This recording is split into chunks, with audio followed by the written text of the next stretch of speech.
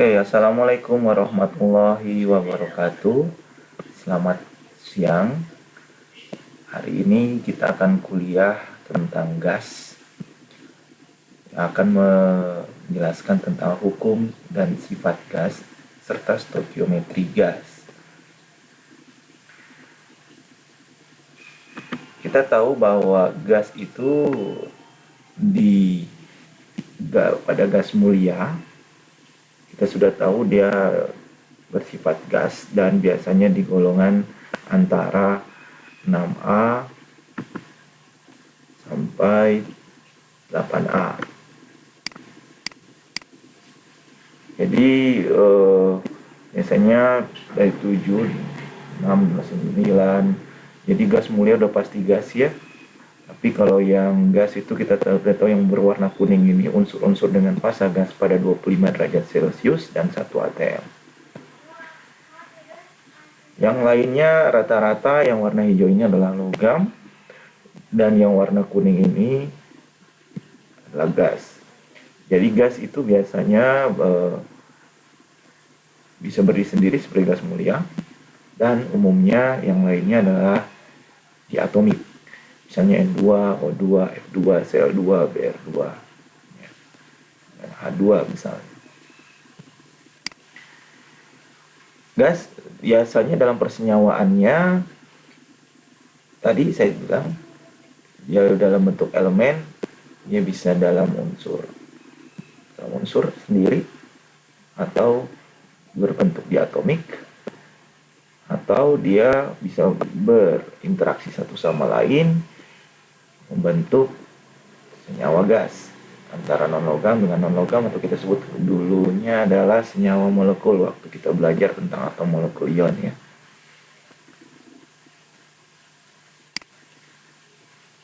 Karakteristik fisik gas sebenarnya memiliki bentuk dan volume yang sesuai dengan wadahnya.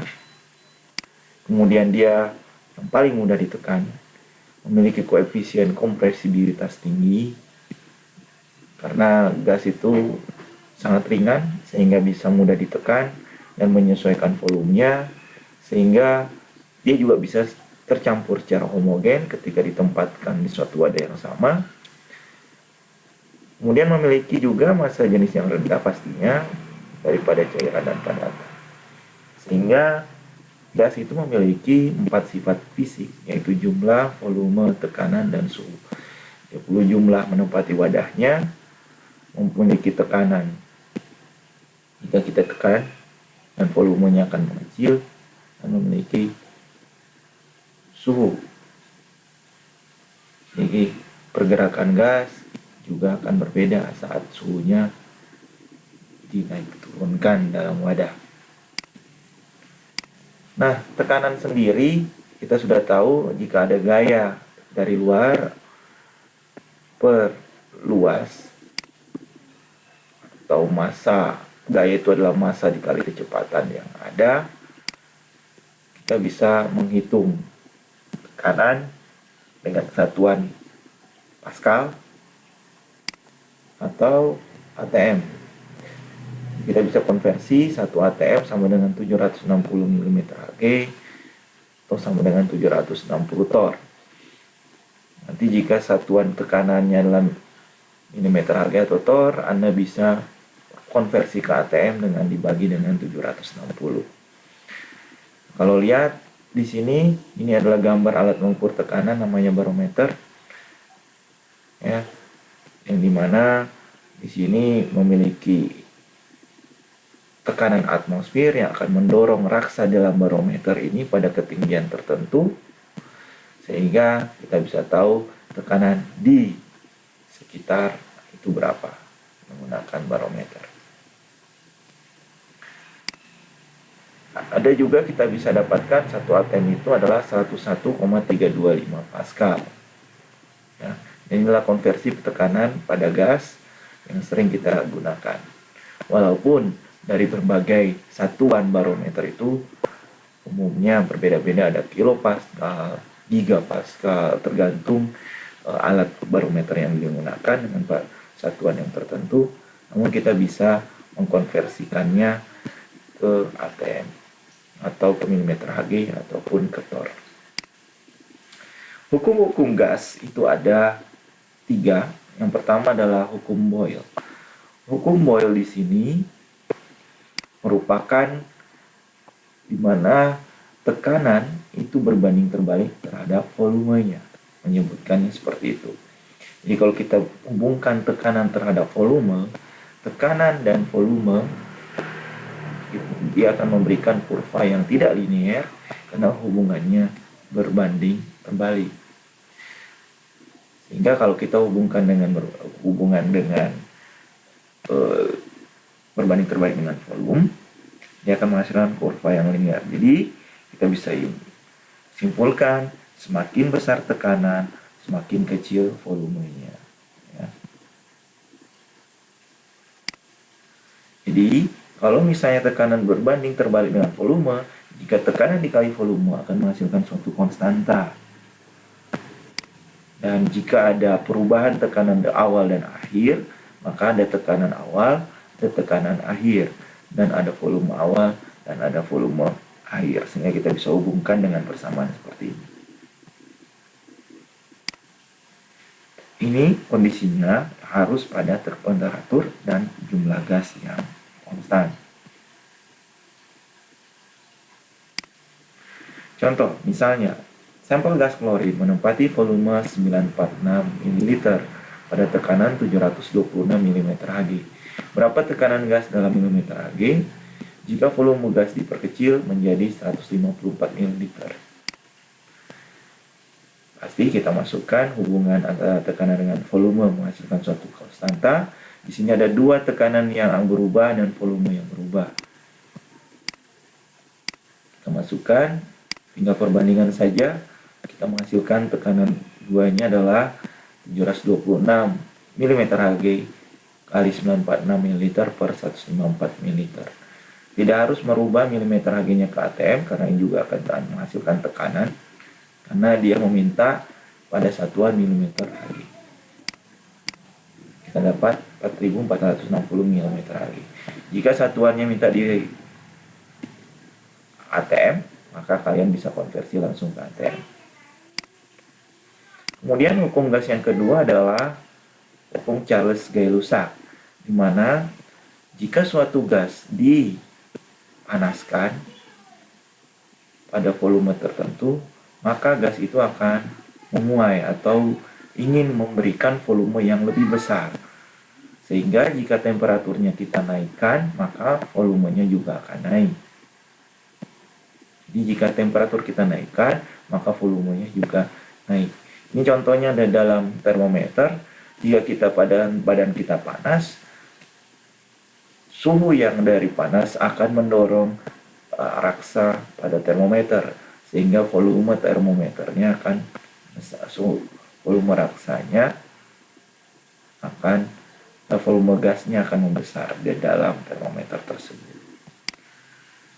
Namun dan hukum ini berlaku jika pada tekanannya tetap. Jadi volume kita tahu dia berbanding lurus terhadap temperatur.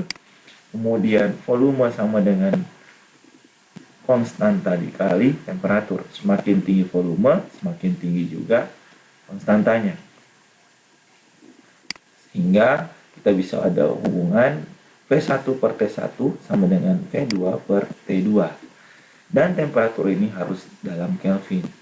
Jika pada tekanan tetap, kita lihat di sini, berapapun tekanannya, dia akan menjurus ke satu titik antara hubungan volume dengan temperatur. Nah, titik ini itu pada minus 273,15 derajat Celcius. Sehingga pada temperatur 0 derajat Celcius, kita harus tambahkan pada 0 derajat Celcius itu kita sama dengan 273 Kelvin. Jadi kalau kita mau ke 0 derajat, kita harus tambahkan 273 derajat Celcius. Nah, itu tambahkan sesuatu itu merupakan satuan temperatur baru dalam Kelvin. Contoh, misal sampel gas CO memiliki volume 3,2 liter pada 125 derajat Celcius. Pada temperatur berapa gas memiliki volume 1,54 liter? Nah, di sini volumenya berubah, temperaturnya berubah pada tekanan konstan. Kita punya hubungan V1 per T1 sama dengan V2 dengan T2. V2 per T2. Kita tahu, kita masukkan temperaturnya yang sudah dalam kesatuan Kelvin, kemudian kita masukkan dengan perbandingan T2 sama dengan 1,54 liter kali 398,15 Kelvin per 3,20 liter. Ini kita bisa dapat 192 Kelvin. Hukum yang ketiga adalah Avogadro. Kita tahu bahwa jika gas itu dimampatkan, diberikan tekanan, maka volumenya akan berkecil, maka jumlah mol gasnya juga akan mengecil. Sehingga kita tahu volume dengan mol itu berbanding lurus. Dan hubungannya sama juga dengan temperatur, sehingga volume dikali konstanta berapapun kali mol, itu juga akan meningkat. Di V1 per N1 sama dengan V2 per N2. Tapi kondisinya harus temperatur dan tekanan konstan. Jadi kalau kita misalnya ada 3 molekul H2A ditambah 1 molekul N2 sama dengan 2 molekul NH3. Nah, dengan kita juga bisa simpulkan ada 3 mol H2, ada 1 mol N2 sama dengan 2 mol NH3. Jadi volumenya juga kita bisa simpulkan jika ada 3 volume H2, 1 volume N2, maka ada 2 volume NH3. Contoh, misalnya amonia dibakar dengan oksigen menghasilkan nitrogen oksida dan uap air. Berapa volume NO yang diperoleh dari satu satuan volume amonia? Ada temperatur dan tekanan tetap. Di sini kita bisa lihat bahwa reaksinya NH3 dengan O2 menghasilkan NO dan H2O. Kita setarakan seperti ini, sehingga kalau kita bandingkan koefisiennya, maka mol NH3 itu sama dengan mol NO. Sehingga kita bisa simpulkan pada temperatur dan tekanan konstan, 1 mol NH3 sama dengan 1 mol NO. Jadi volumenya juga sama. 1 kali lipatnya maksudnya. Ya. Sehingga dari 3 hukum itu kita bisa simpulkan hukum Boyle volume berbanding terbalik terhadap temperatur pada T dan mol konstan, volume dan tekanan berbanding terbalik pada T dan mol konstan, hukum Charles-Gay-Lussac volume berbanding lurus dengan temperatur pada mol dan tekanan konstan. Untuk hukum Avogadro, volume dengan mol berbanding lurus pada tekanan dan temperatur konstan. Sehingga kita bisa masukkan dalam suatu persamaan volume, yaitu mol dan temperatur yang berbanding lurus dan berbanding terbalik terhadap tekanan, menghasilkan suatu konstanta, yaitu konstanta gas. Kita simbolkan dengan R. Sehingga kita bisa masukkan dari persamaan, yaitu persamaan gas ideal PP sama dengan nRT.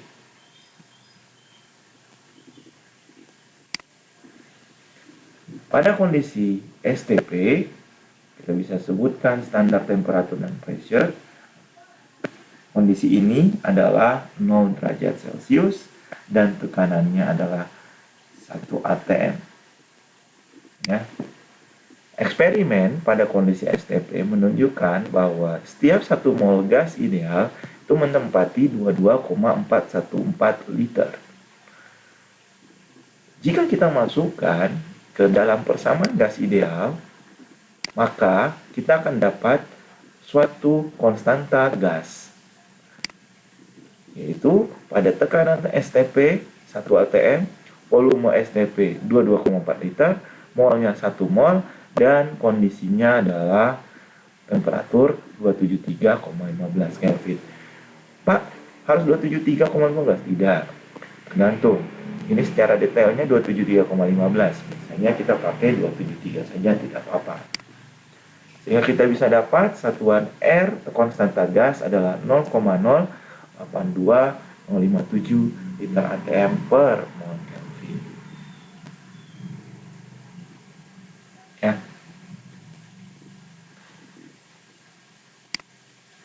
Contoh soal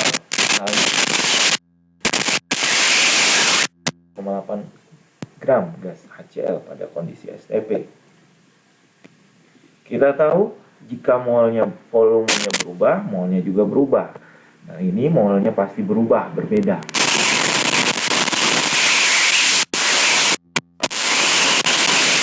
Temperaturnya,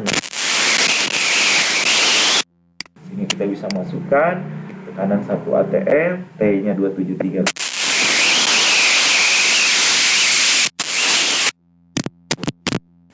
liter atm per mol Kelvin, dan mol yaitu 1,37 mol, sehingga kita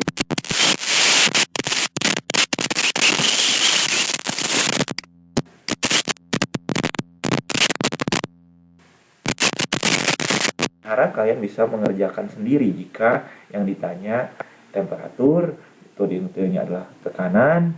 Kalau langsung tekanan, langsung. Kalau STP, 1 atm, tidak harus perlu hitung.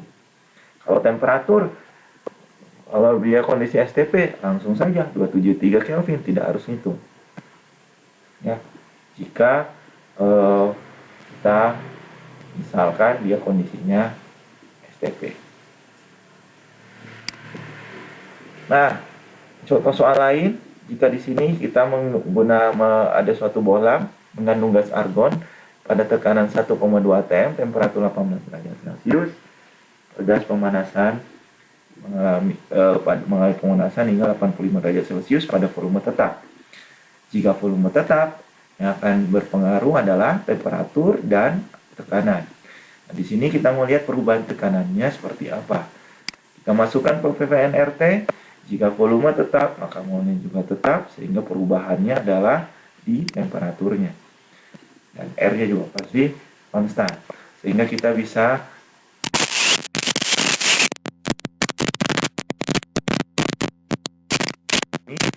tekanannya 1,2 atm, temperatur pertama 291 Kelvin, ya, kita tambahkan 273 yang di 18 derajat Celcius, T2-nya ada 85 derajat Celcius, kita tambah 273.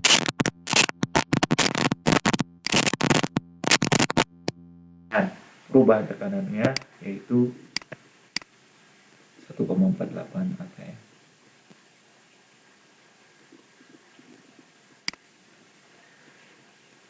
Menghitung densitas dan massa molar itu juga bisa digunakan dengan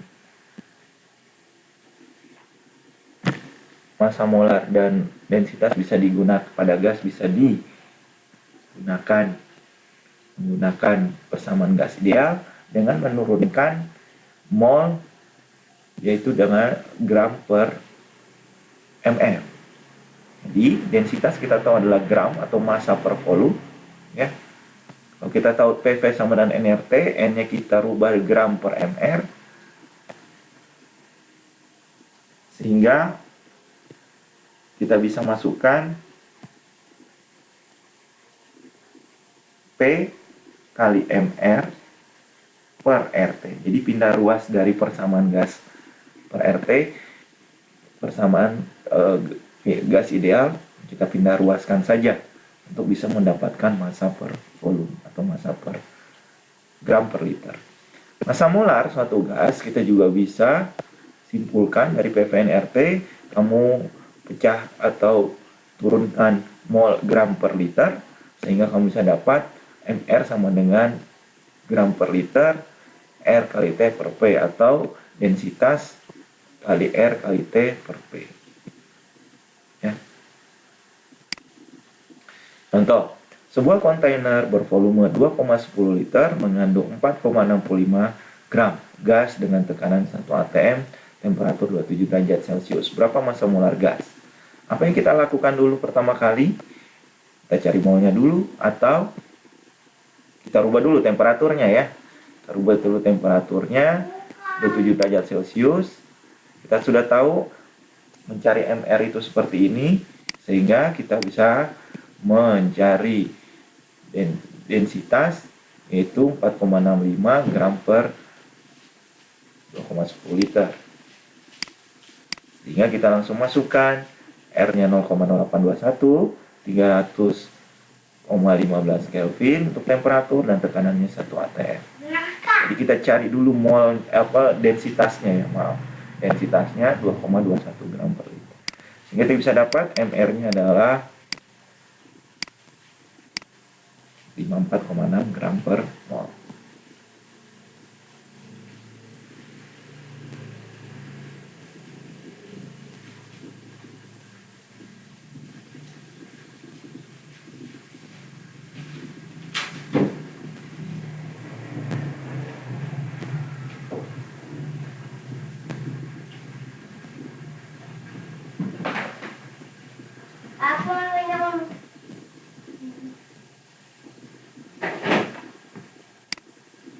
Kemudian kita masuk ke tekanan parsial. Tekanan parsial ini jika suatu gas di dalam tabung yang berbeda itu dicampurkan. Sehingga ada tekanan gas A dan tekanan gas B. Saat kita masukkan ke dalam satu wadah, dia akan bercampur. Ya. Kemudian tekanan ini hasil pada volume dan temperatur konstan, dia menghasilkan tekanan total, di mana tekanan A ditambah tekanan B. Apa yang kalian lihat di sini yang akan ada bertambah pastinya adalah molnya. Kemudian di sini P2 gas B itu memiliki 1, 2, 3, 4, 5, 6, 7, 8, 9, 10 mol. Dan gas A ada 1, 2, 3, 4, 5, 6 mol. Saat dicampur dia saling memberikan tekanan masing-masing. Sehingga di sini akan ada fraksi mol masing-masing. Fraksi mol gas A dan fraksi karena di sini ada mol total kan. Nah, bagaimana kita tahu tekanan A memberikan tekanan berapa atm, tekanan B memberikan berapa atm, itu dengan perbandingan molnya. Mol A dibagi mol total dikali tekanan. Dan kalau kita cari mol B, fraksi tekanan B, berarti mol B dibagi mol total kali tekanan total. Dia ada hubungannya seperti ini. Ya. Jadi fraksi mol yang akan kita gunakan mol A per mol total menghasilkan suatu hubungan yang tadi P total sama PA sama plus PB, sehingga kita bisa masukkan PA sama dengan XA kali P total atau fraksi mol gas A P total. Ini untuk jika ada gas yang bercampur pada volume tertentu. PB sama dengan XB kali P total. Ya. Kita sebutkan untuk fraksi mol. Fraksi mol itu gas tertentu dibagi jumlah gas total yang ada di dalam wadah tabung. Contoh misalnya ada sampel gas alam mengandung 8,24 mol C4, 0,421 mol C26 dan 0,11 mol 116 mol C38. Tekanan totalnya sekian. Berapa tekanan parsialnya? Tinggal kita cari dulu fraksi mol yang diminta, fraksi mol propana, berarti mol propana dibagi mol total kali P totalnya. Ini kita bisa dapat tekanan yang diberikan pada wadah yang bercampur, gas yang bercampur dalam wadah, itu tekanannya sekitar 0,0181 atm. Nah, coba kamu cari berapa tekanan yang ada di C4, berapa di tekanan yang ada di C38. Dan harus sama tekanan totalnya 1,37 atm. Dan ini gasnya tidak bercampur ya. Tidak bereaksi. Sorry. Kemudian suatu gas dalam wadah tertutup. Misalnya ada gas A dan gas B. Sini kamu bisa pakai persamaan gas ideal, kamu bisa pakai persamaan gas ideal masing-masing untuk mencari tekanan masing-masing. Kamu bisa lakukan seperti itu.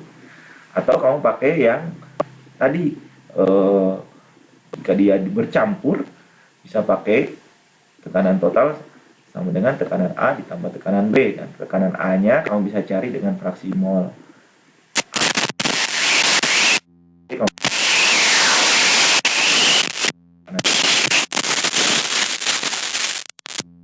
tentu dia bereaksi saat bercampur. Kalau dia bercampur, Dalton, ya, punya tekanan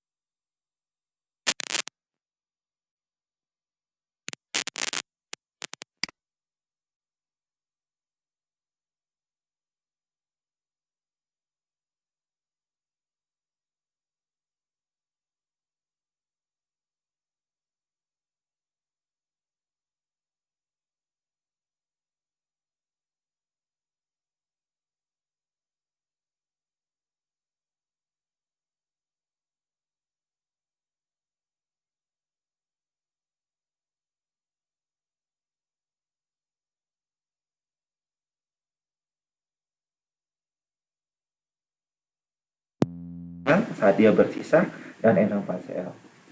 Sehingga kamu bisa dapat tekanan total di dalam wadah. Jadi kalau dia bereaksi berlaku stokiometri, kalau dia bercampur atau dia bersisa seperti ini, dia kan jadi bercampur ya. Sehingga kamu bisa berlaku dan tekanan parsial hukum Dalton yang tadi saya jelaskan.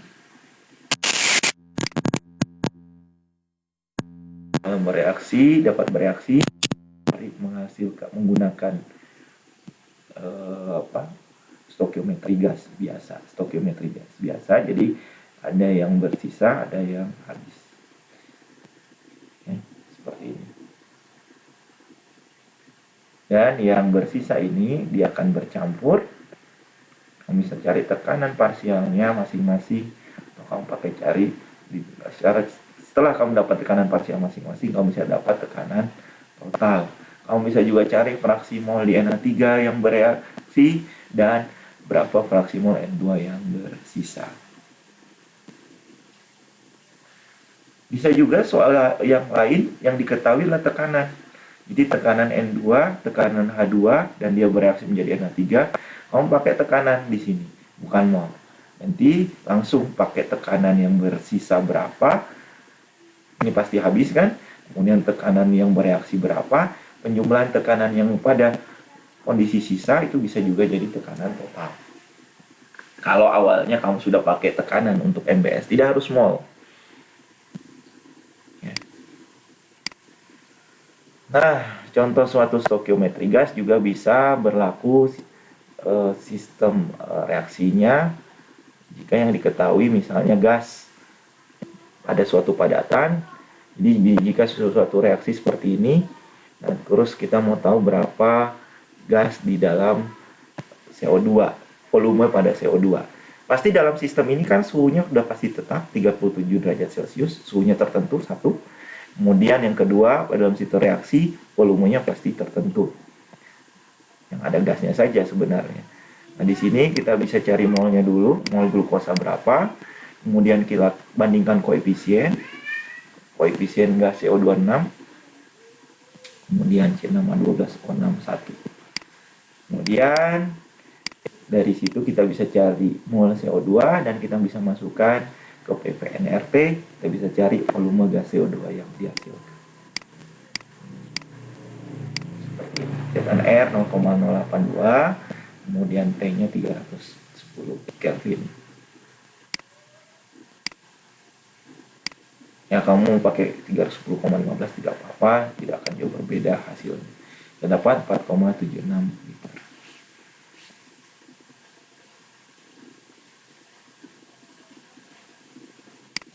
Oke, sekian dari saya. Terima kasih. Sampai ketemu di kuliah berikutnya.